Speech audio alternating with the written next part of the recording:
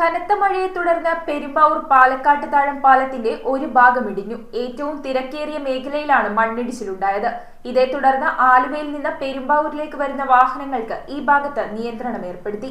കനത്ത മഴയെ തുടർന്ന് ആലുവ മൂന്നാർ റോഡിന്റെ ഒരു ഭാഗം ഇടിഞ്ഞു. പെരുമ്പാവൂർ പാലക്കാട്ട് താഴം ഭാഗത്താണ് മണ്ണിടിച്ചിലുണ്ടായത്. ഇവിടെ ഗതാഗത നിയന്ത്രണം ഏർപ്പെടുത്തി. പാലക്കാട്ട് താഴം പാലത്തിന്റെ ഒരു ഭാഗത്താണ് മണ്ണിടിച്ചിലുണ്ടായത്. ഏറ്റവും തിരക്കേറിയ മേഖലയാണിത്.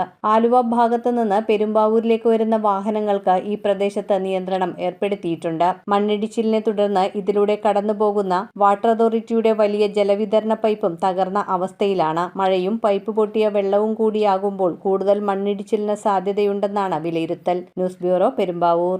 Kopparambil ayurvedic hospital and research centre. ഉഴിച്ചിൽ, lumbar spondylitis, cervical spondylitis, disc bulging കൊണ്ടുണ്ടാവുന്ന ബുദ്ധിമുട്ടുകൾ എന്നിവ ചികിത്സിക്കാൻ വിദഗ്ധരായ ഡോക്ടർമാർ. Kopparambil ayurvedic hospital and research centre.